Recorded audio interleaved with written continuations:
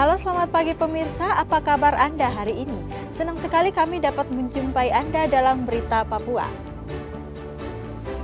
Saya Yuni Rumbaran bersama tim redaksi telah menyiapkan sejumlah berita menarik dan aktual untuk Anda. Berikut 3 berita utama kami.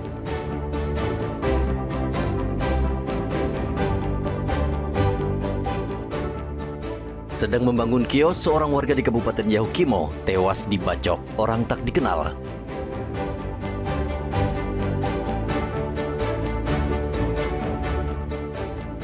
Dua pasangan calon gubernur saling klaim kemenangan, Bawaslu imbau warga tunggu hasil rekapitulasi berjenjang KPU.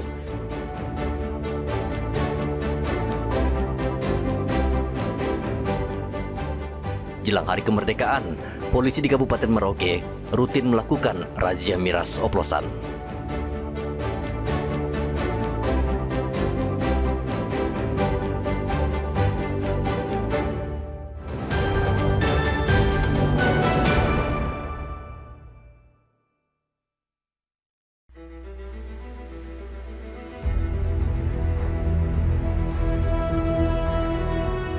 Warga sipil kembali menjadi korban kekerasan orang tak dikenal.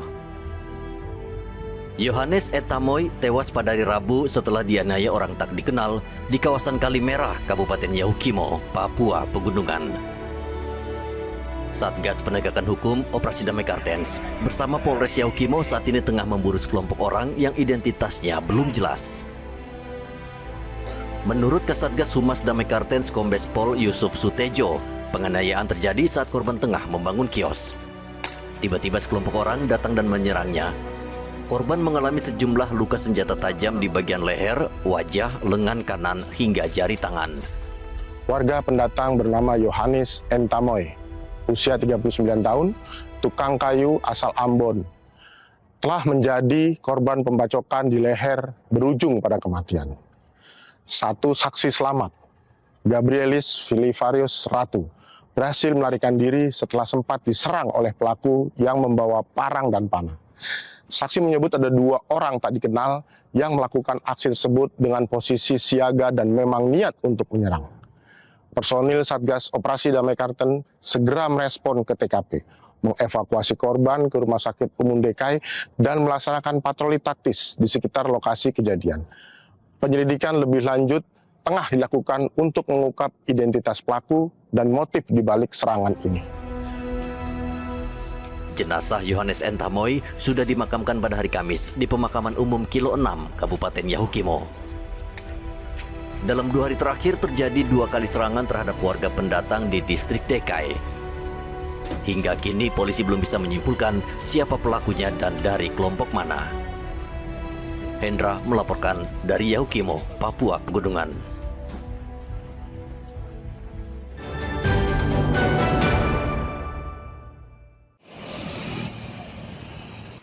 Pemungutan suara ulang untuk pemilihan gubernur dan wakil gubernur di 2 provinsi, Provinsi Papua dan Kabupaten Bovendigul, Provinsi Papua Selatan, sejauh ini berjalan aman dan terkendali. Aparat berjaga-jaga di sekitar 2.000 TPS di 9 kabupaten kota di Papua dan 221 TPS di Kabupaten Bovendigul, Provinsi Papua Selatan. Pemungutan suara ulang di Papua dan Papua Selatan ini mendapat perhatian serius dari Kapolri. Bahkan Kapolri menugaskan langsung asisten Kapolri bidang operasi untuk memantau jalannya pemungutan suara ulang di kedua provinsi tersebut. Pelaksanaan pemungutan suara ulang yang dilaksanakan di 2023 TPS di Provinsi Papua di 9 kabupaten kota dan 221 TPS di Kabupaten Bovendigul, Provinsi Papua Selatan. Alhamdulillah, puji syukur kehadirat Tuhan Yang Maha Kuasa, pelaksanaan pemungutan suara ulang berlangsung tertib, aman, dan lancar. Berkaitan dengan hal tersebut, Polda Papua menghimbau kepada seluruh lapisan masyarakat untuk tetap tenang, menjaga situasi Kamtipmas, dan untuk mengikuti proses penghitungan suara hingga selesai. Polda Papua meminta seluruh pihak menjaga netralitas dan profesionalitas serta bekerja sama dengan semua pihak agar proses berjalan lancar hingga terpilihnya pemimpin baru. Polda juga meminta masyarakat untuk tetap tenang dan tidak mudah terprovokasi serta menunggu hasil resmi dari KPU. Arthur melaporkan dari Kota Jayapura, Papua.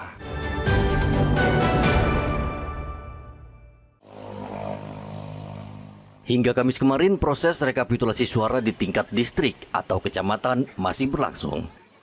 Rekapitulasi suara distrik digelar selama 3 hari, yaitu Kamis hingga Sabtu. Usai pleno rekapitulasi distrik, hasilnya akan dibawa ke KPU Kabupaten atau Kota. Kapolres Kerom AKBP Astoto Budi Rahmantio mengatakan selama proses pencoblosan hingga Kamis kemarin belum menerima laporan atau keluhan dari masyarakat, sehingga ia memastikan wilayah hukumnya aman.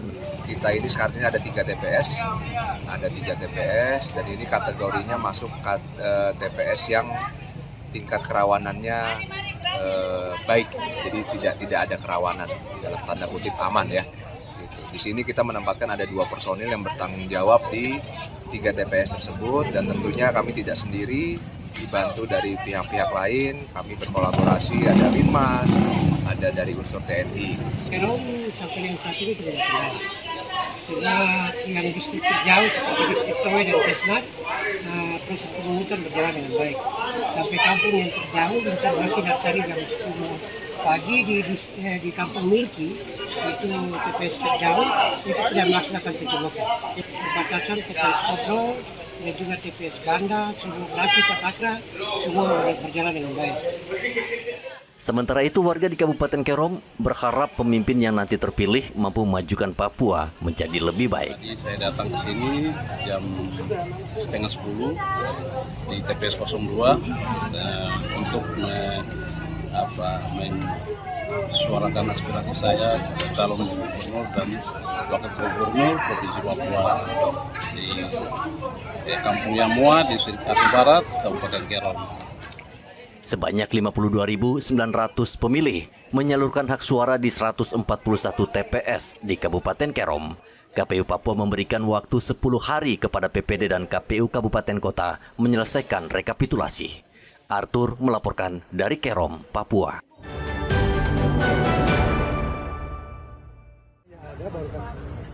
Ketat dan sengit, pertarungan 2 pasangan calon gubernur dan wakil gubernur Papua pasca pemungutan suara ulang Pilgub Papua menunjukkan selisih angka yang sangat tipis.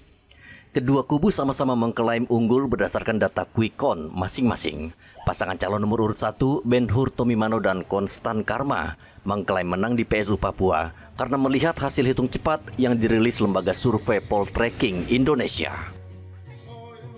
Berdasarkan data yang masuk hingga 98,25%, pasangan BTMCK memperoleh 50,72%, mengalahkan pasangan nomor urut 2, Mario, yang mendapatkan 49,28% suara.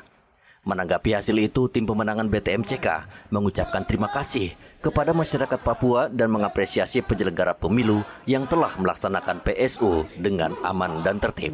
98,25% data di mana posisi BTMCK pada posisi 50,72% dan Mario di posisi 49,28%. Untuk itu kami mengapresiasinya, dan juga perlu kami sampaikan bahwa kami menghargai proses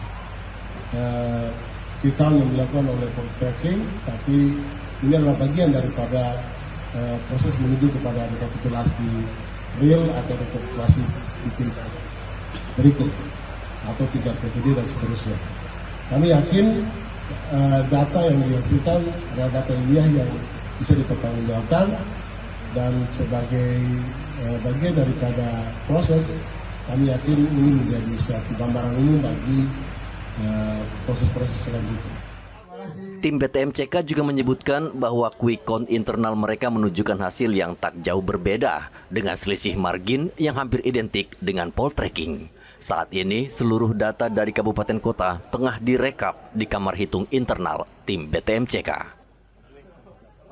Namun, pasangan calon nomor urut 2, Matius Fakhiri dan Aryo Korumaropen juga mengklaim unggul berdasarkan hasil quick count lembaga survei indikator dan internal mereka.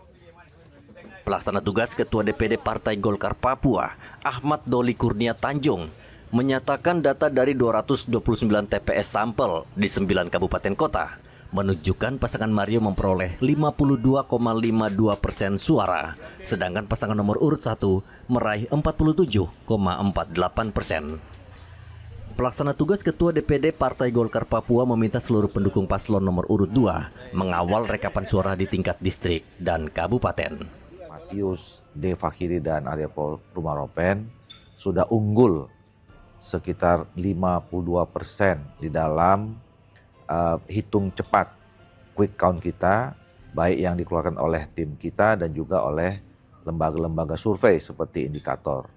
Oleh karena itu saya ingin sampaikan, mari kita tetap jaga kondisivitas kita, kedamaian, ketentraman kita, kesejukan yang selama ini sudah kita bangun, sambil kita melihat pasang mata, pasang telinga, untuk kita jaga dan kita kawal kemenangan ini di setiap penghitungan resmi yang sudah mulai berjalan sejak kemarin dilaksanakan oleh para penyelenggara pemilu, baik di tingkat TPS, distrik, dan kemudian di kabupaten kota sampai nanti ke provinsi.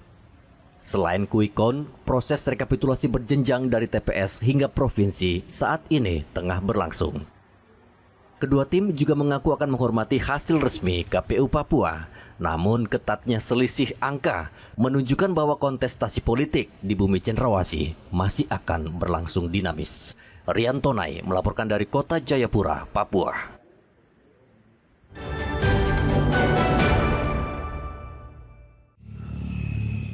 Badan Pengawas Pemilihan Umum Provinsi Papua mengimbau kedua pasangan calon gubernur dan wakil gubernur untuk tidak terburu-buru mengklaim kemenangan. Bawaslu juga mengimbau semua kubu pasangan calon untuk menahan diri dan menghormati proses rekapitulasi resmi yang masih berlangsung.